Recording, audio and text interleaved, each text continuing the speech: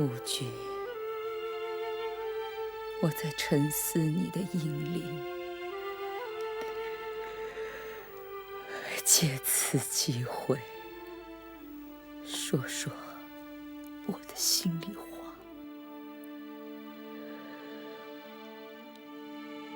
你看到台湾今日的形势了吗？如今是冯锡范独断政务，他以重臣之位，以亲之名，挟客双而弄权。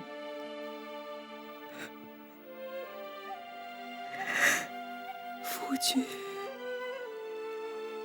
我向你的一领亲责，将我们的儿子延平王、孙子坚固长护，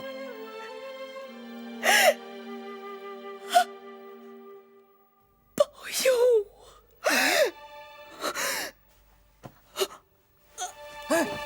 太妃，哎，慢点，慢点。慢点儿。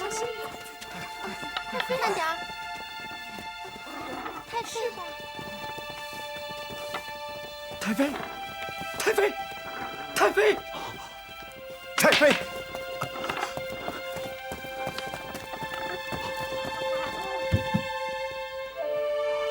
太妃，你怎么了？速去澎湖，传我一旨，召刘国学，火速前来北渊别馆，告诉他我等着他。太妃，我知道了，你放心吧。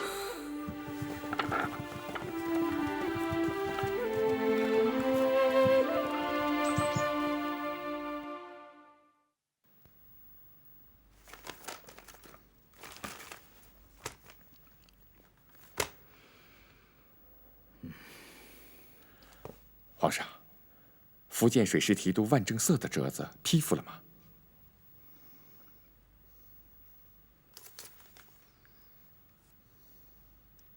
你听听这个万正色是怎么跟朕说的。他说海洋险远，鞭长莫及，说船舰难渡，还说台湾港口浅狭，无法停泊。最可气的是，他说海寇不可平。身为水师提督，他竟然跟朕说，敌将永不可挡。你再念念那个八旗兵驻福建总将军喇哈达的奏折。这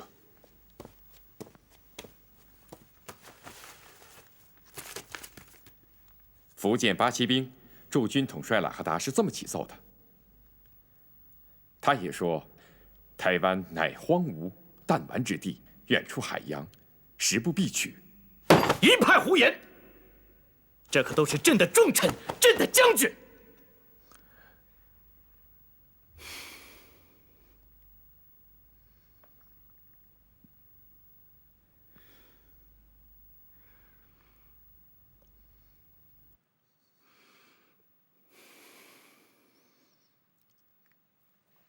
你坐吧。这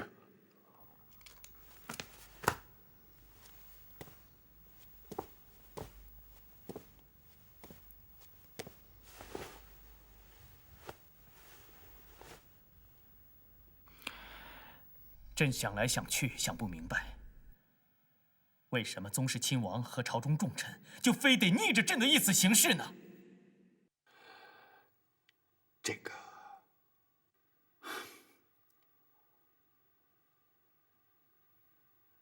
朕的问话有失检点了。是啊，你怎么好回答这个问题？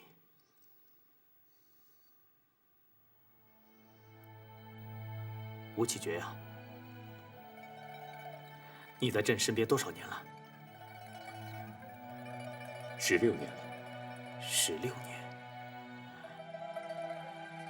是啊，当时朕尚未亲政，朝政大权握在辅政大臣鳌拜的手里，真是惶惶动人。当时只有你守护在朕的身边。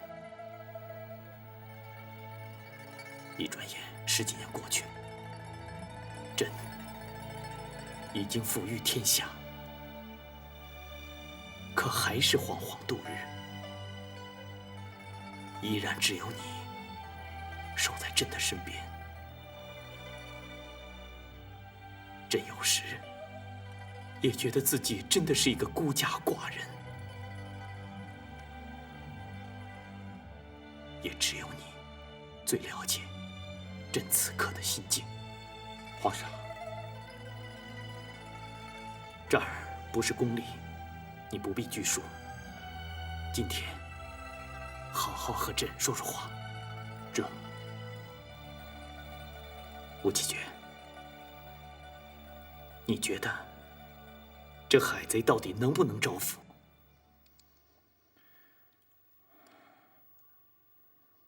能，也不能。能，也不能。这话怎讲？若是按照如今的剿抚并用方略，则不能；要是按照施琅的因剿御抚方略，则能。道理何在？皇上，恕微臣胡说。但说无妨。谢皇上。现实的状况是隔海对峙，即便是金门、厦门，也都是岛屿，马不接阵，人不见面。这剿抚并用二字，因剿不到海贼，就只剩下一个抚字了。于是朝臣边将就把他们的目光盯在一个抚字上，能不能招抚海贼，就只是皇上的事了，只是派往台湾使者的事情，与他们没有任何干系，因此他们不用负任何责任，不会有任何闪失。只剩下皇上一个人着急了。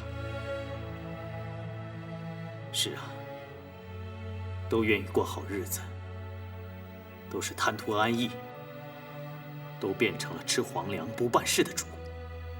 接着说。而台湾海贼视海自固，皇上施恩招抚，他们硬是以自立乾坤4字要挟，朝廷不答应，他们就不服。朝廷若是答应他们自立乾坤，那就不是抚，而是卖了。没错，都自立乾坤了，还谈什么抚啊？皇上，因此说，这剿抚并用方略，实际上已经成了一句空话，绝不可能招抚海贼。施琅提出的因剿御抚的方略就完全不同，他是一个剿字当头，要求朝臣边将把他们的目光、心力、智力还有精力都放在一个剿字上，准备打海战，打前所未有的海战，打破釜沉舟的海战，打必胜必克的海战。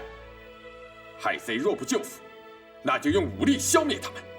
为了打赢这场海战，兵部当全力保证兵源，户部当全力调集粮秣，吏部当精心挑选良将，总督巡抚当全力动员百姓，边将当全力训练精兵，还有文臣武将都得在这个剿字上尽力。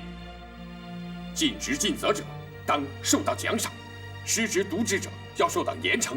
在声势上就造成了压倒台湾的气势，使台湾失去视海自固的侥幸心理。那么议和就定能成功。说得好，说得好啊！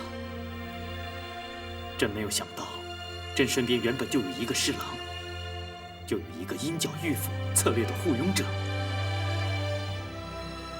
吴启觉，朕小看你了。看来当初你没白替侍郎向朕递奏折啊。可是你说，如此浅显的道理，为什么这些宗室亲王，还有朝廷的重臣，他们就不明白？这个，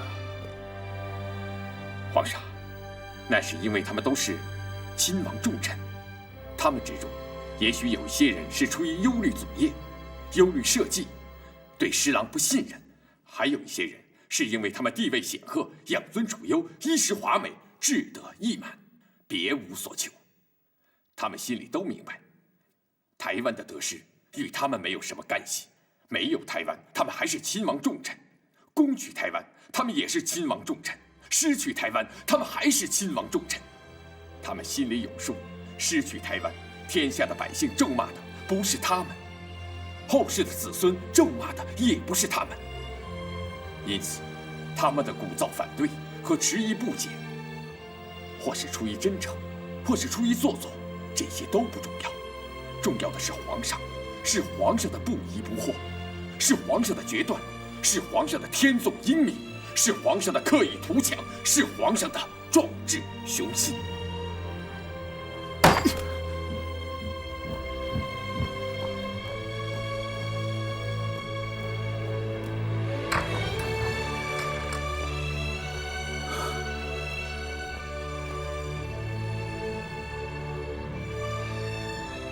朕今天十分欣慰。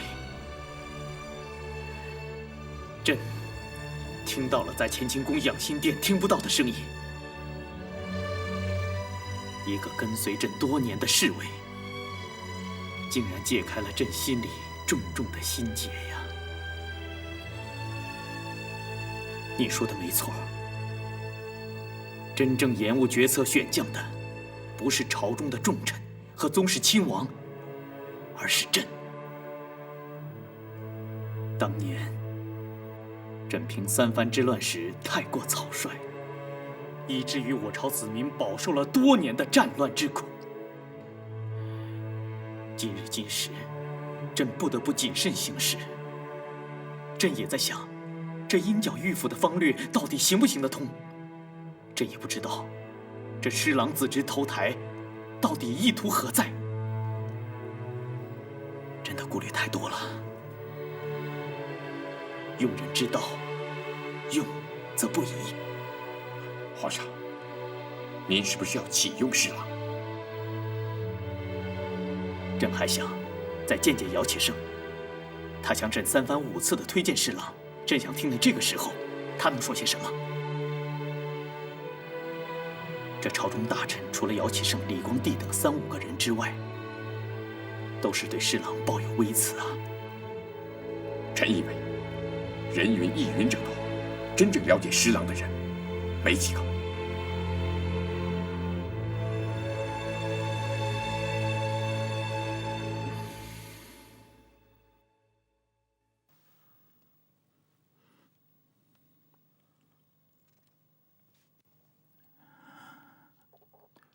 怎么样啊？我病自知，是肾气不足，全身浮肿，不会立即死去的。大家散去吧。太妃的病情应告知延平王和侍卫冯锡范大人。我的病状，别让东宁府知道，以免打扰延平王和冯锡范处理政务。下去吧。是太妃。下去，都下去。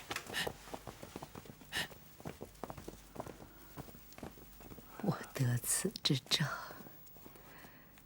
孟先生数月操劳，极力缓解，感念在心。谢先生了。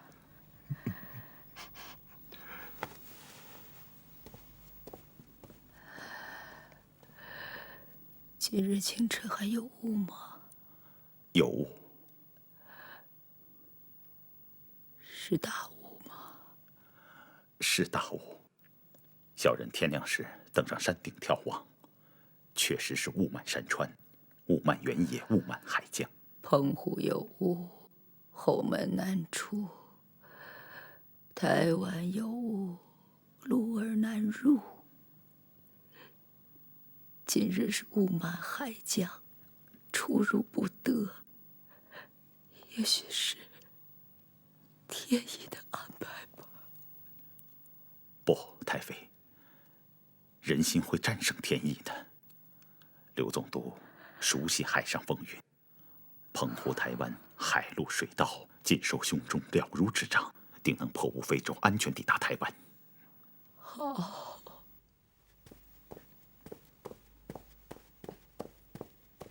禀报太妃，侍卫冯锡范来到北园别馆，他特来向太妃请安。他消息倒很灵通，还是找上门来了。臣已代太妃赞扬了冯侍卫的心意，并挡驾说太妃近来病情稳定，情志极佳，饮食有增。昨夜与侍女一起维系，睡得晚了一些，并传出谕旨，今日不接见任何官员。可冯侍卫说是奉延平王之旨，有极为机密重要的政情，请太妃裁定。太妃，朱林在。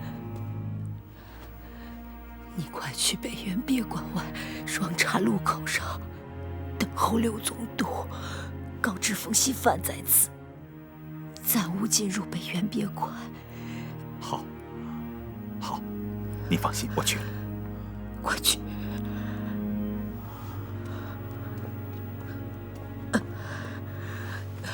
不要进来！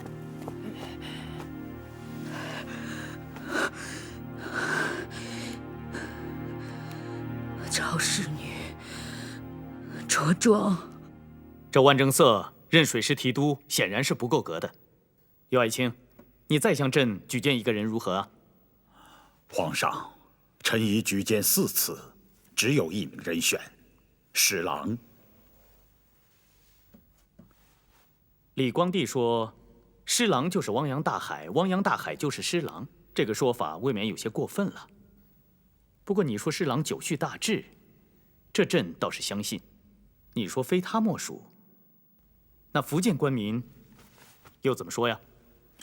回皇上，民省乡绅、文武兵民异口同声，都说能够统帅福建水师一举平台的只有施琅一人。非但我方，就是贼营中也都惧怕施琅。10几年前，朝廷裁撤水师，施琅卸任水师提督一职，台湾贼营中上下弹冠相庆啊！前不久，冯锡范派人刺杀施琅，不正表明他们惧怕施琅吗？你到京城先去拜会的是何人？回皇上，臣一到京城征臣未息，就去拜见了施琅大人。那朕问你，你进了京城，一不拜会恩师，二不拜会当朝首辅大臣，而是一头扎进了施琅的府邸，是何居心呢？回皇上，那是因为臣跟施琅在对台方略上所见相同，自然有探讨的引力。此外，臣对施琅的为人仰慕已久，想结识他。可知施琅有一子在台湾，且封了侯，有无此事啊？回皇上，确有此事。这就难怪朝中大臣们对启用施琅持有这么多的反对声浪了。他毕竟有一子在贼营中从逆，并非空穴来风啊。皇上，施琅虽有一子身陷敌营，可他却有6个儿子在京城啊。若是怀疑施琅因一子在台而会心生降敌之意，那么他就不顾在京城的6个儿子和100多口家眷的身家性命了吗？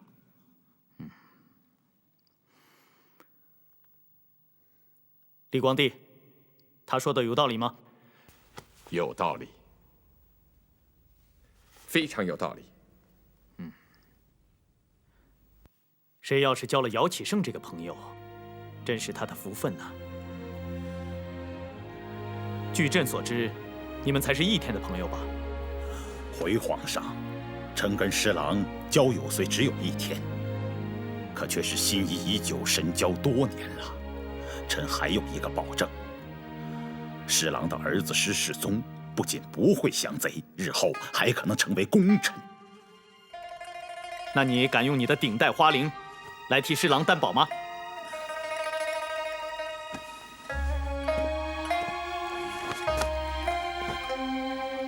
这是何物啊？李光地，你看一下。这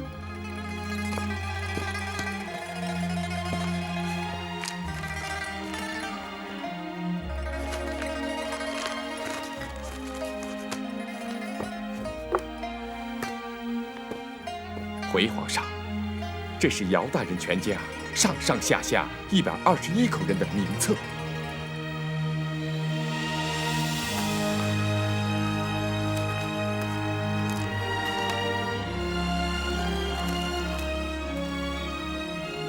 姚爱卿，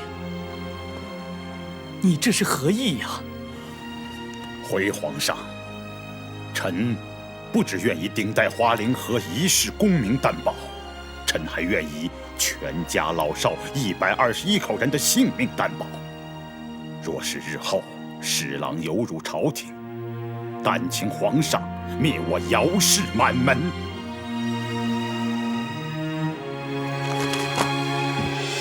姚爱卿，快请起。姚爱卿，其实你一来，朕决心已下，愿意请侍郎平定台湾，保大清江山一统，非侍郎莫属啊！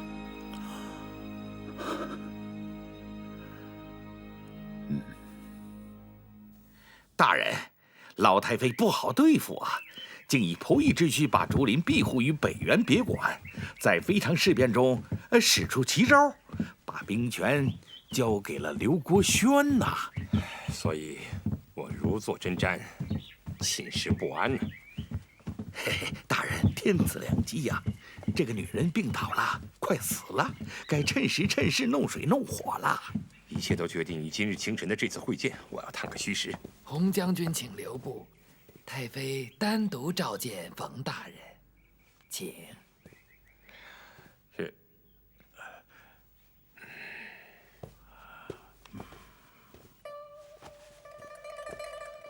臣冯锡范叩见太妃，敬祝太妃圣体安康。啊，谢冯侍卫挂念，病逝之内，不必多礼，请起来吧。谢太妃。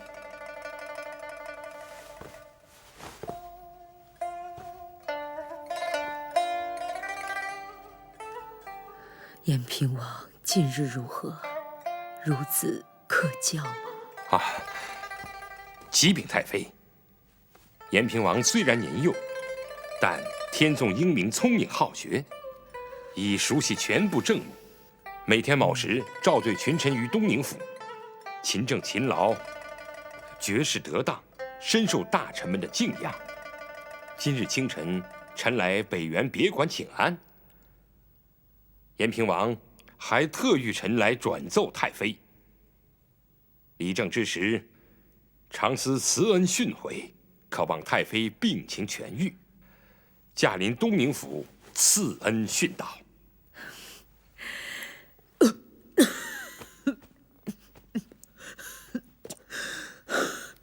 好，延平王果若冯侍卫所语，我就心无忧虑了。我卧病床榻，自顾不暇，还谈得上什么赐恩训导啊？我是心有余而力不足。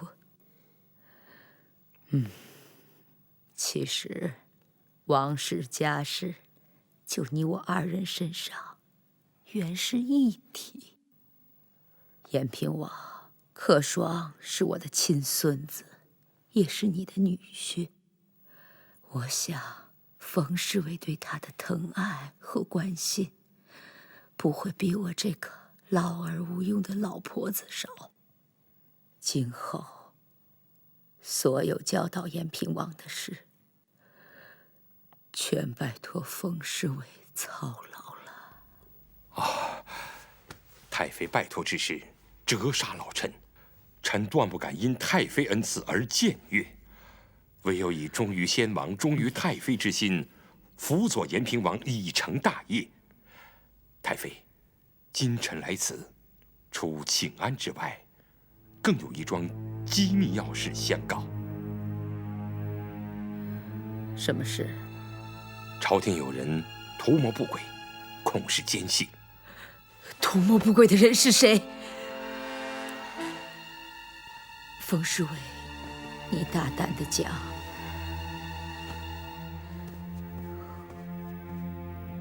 啊，启禀太妃，图谋不轨的首恶名叫傅维林。傅维林，就是那个宾克斯能说会道的秀才。啊，正是此人。他在几年前与清廷议和的谈判中，充任我方联络使者，与清廷福建总督姚启圣相处极熟，通敌有年，早生异心。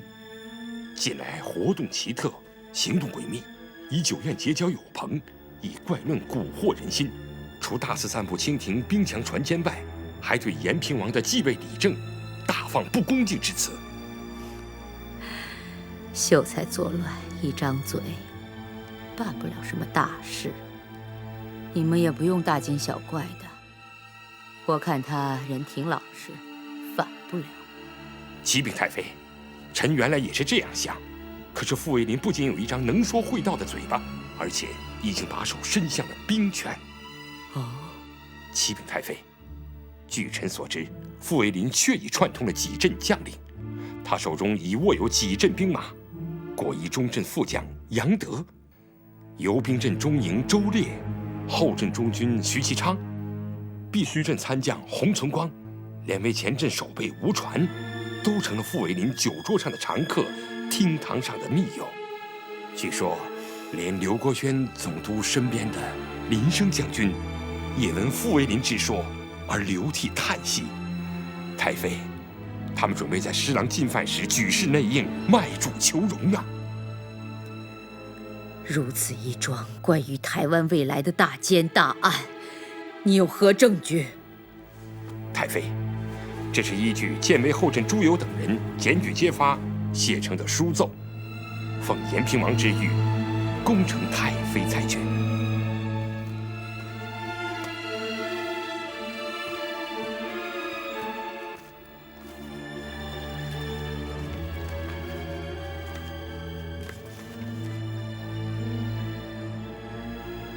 我看傅维林人挺忠厚的，反不了主。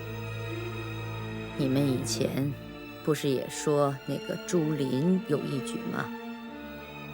他只是有不同的看法，并不是对王室不忠。不要再自相残杀了。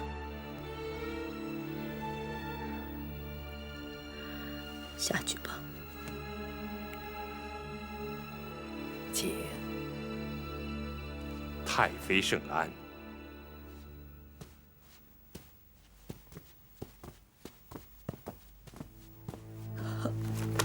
太妃，您慢点儿。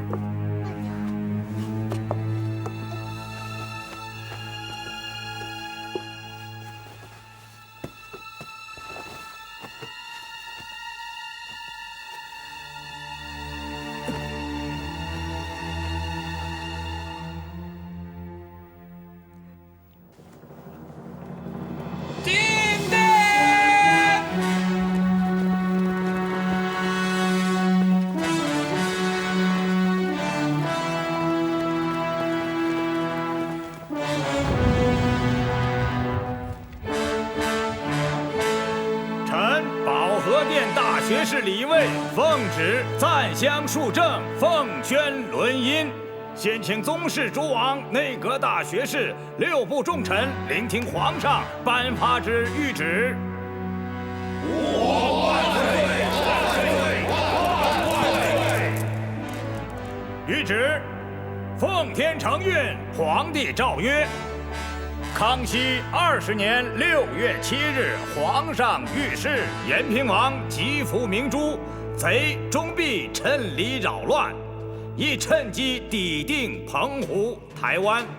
总督姚启圣、巡抚吴兴作、提督诺曼、万正色等与将军喇哈达、侍郎吴努春同心合志，将绿渠州师分领前进，务期剿抚并用，抵定海疆，勿误时机。钦此。吾皇万岁！万岁！万岁！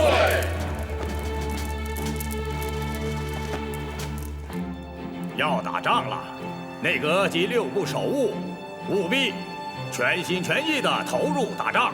为打赢这场战争竭尽全力。兵部应立即派出飞骑，火速传译福建总督、巡抚、提督及8旗兵马驻闽将军，令其演练水师，准备战船利箭，待命出发，严惩海匪。吏部当精心考察将领官吏，敢打敢胜者晋升，畏缩怯战者淘汰。户部应全力集结粮秣，保持供应，保证战争所需。朝廷文武官员从即日起，务必在打仗2字上振作起精神来。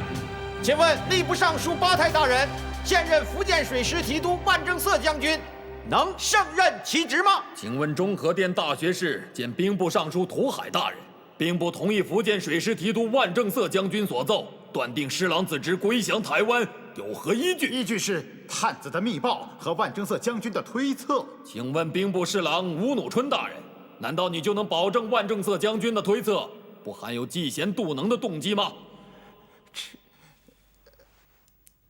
这个我不能保证。保和殿大学士坦元大人，内大臣施琅身居书房10几年，精心研读风训海潮，朝廷知海之人，无除施琅其右者。请坦元大人代小人禀奏皇上，应启用施琅为水师提督。礼部侍郎韩大人所言极是。施琅心系台湾，志在平海。10几年前曾奏边患一境书，近臣所见书，今日思之，其所见所识依然大放光彩。今日台湾形势变化，再承因剿迂腐之方面，实为朝廷幕僚参谋中之大智者。若攻其台湾，以施琅为将，其功必克。武英殿大学士端范大人之论发人深思啊，与刑部侍郎汤斌大人、礼部侍郎韩大人相议相彰，均可整理成书，上呈皇上来阅。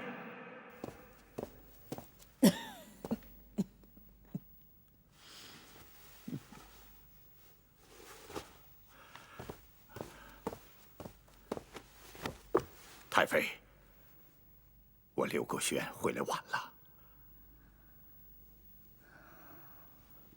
国轩，近来各镇军心如何？全军斗志尚可，只是有些阵营萌生混乱之状。一是有些将领对朱麟叛逆一案存有疑心，存有怨愤；二是有些忧虑自立乾坤之乱再起，趁机串联煽动。哦，有这样的事。那傅维林呢？傅维林就是忧虑自立乾坤之论再起的一个。他人缘很好，与军中将领友好者私下议论，散布对某些重臣的不满，并得到有些将领的同情。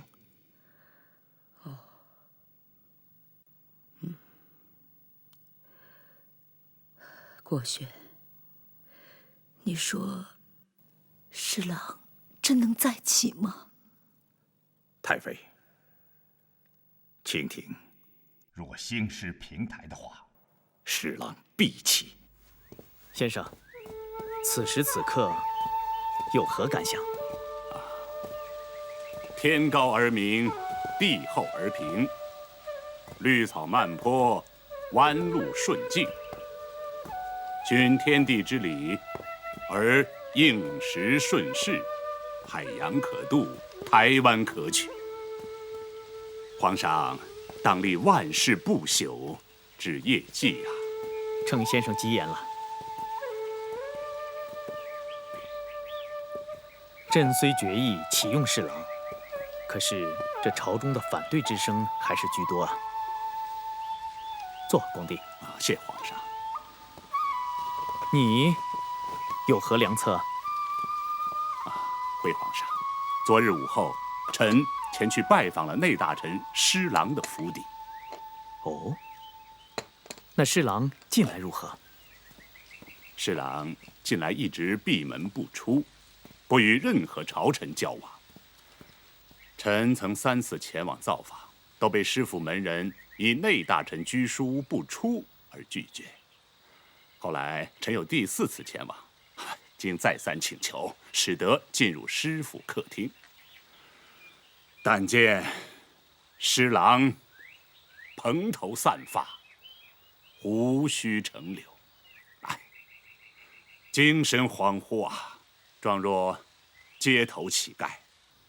但是，一提起平定台湾之事，施琅神情骤变只见他乱发浮起，胡须漫胸，目光炯炯，状若带月雄狮，气势凛人呐！你给朕说的惟妙惟肖，朕仿佛真的看见了施琅。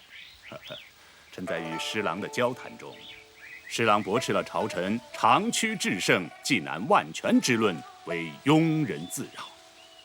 他说：“战场之争，变化万端呐。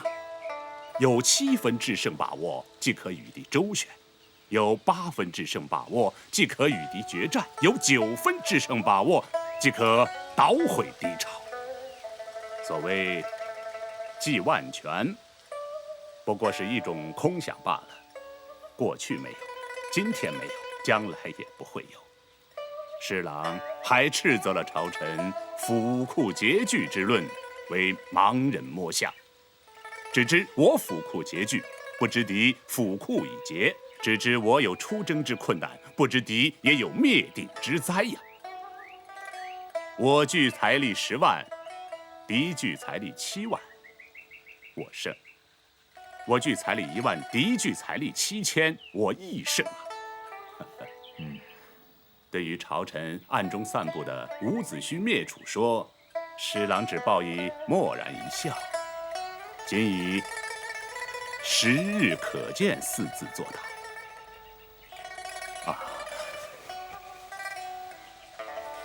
并将他的书奏托臣转呈皇上。来人，在。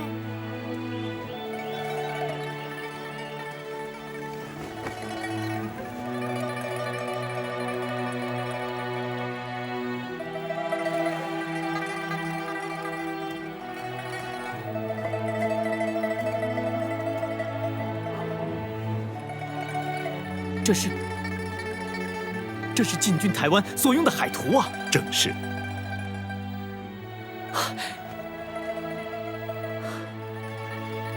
朕知道，当年郑成功正是得了台湾通事、合兵的线图，才得以收复台湾。这施琅的图比那一幅更为详细而且还是出自施琅的才智，真是可贵啊！施琅在短短的时间能将此图绘得如此详细，真是不负朕的希望啊！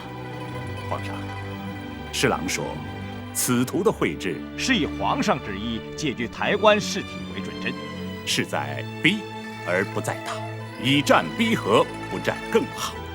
故不取急袭、奇袭、偷袭之法，而是示敌以刑，示敌以义，示敌以战法，以逼求和，达到不战而和的目的。对于台湾拒绝和平归顺后的登岛作战，在时间和作战方法上都留有极大的余地，留有和谈的充分时间和空间，切实做到皇上一再预示的仁至义尽。给朕收好了。是。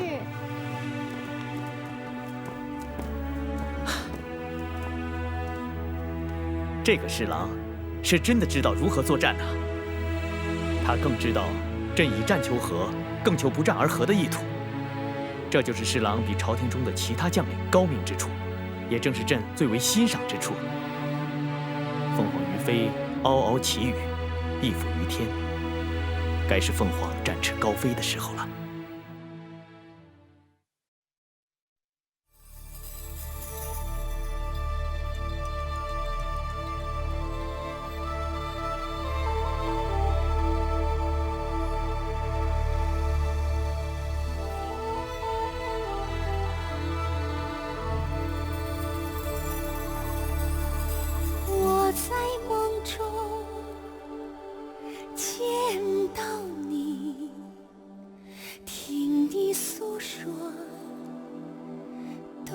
我的思念，醒来却不见你的剪影，只见海天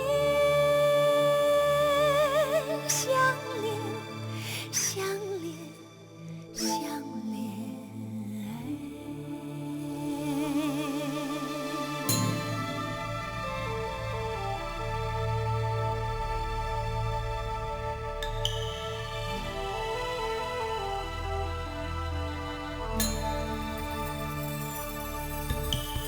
我托海鸥捎个信，问候你是否平安。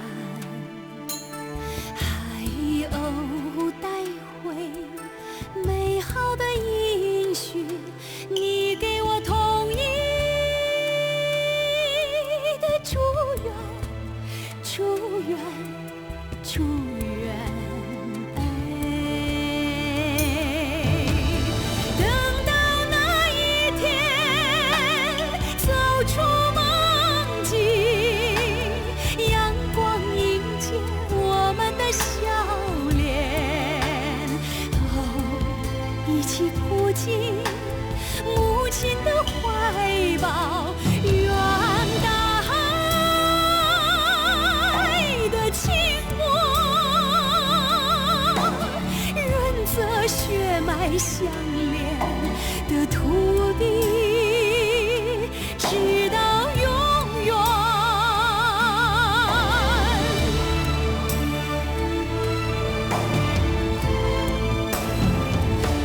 愿大海的情润泽血脉相连的土地，直到永远，永远，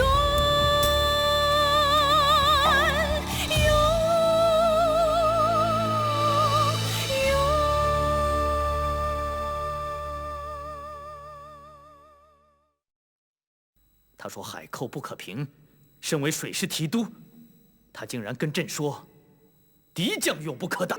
邪客爽而弄权，也许是天意的安排吧。要是按照施琅的阴角御府方略，则能。臣还愿以全家老少121口人的性命担保，准备打海战，打前所未有的海战，打破釜沉舟的海战，打必胜必克的海战，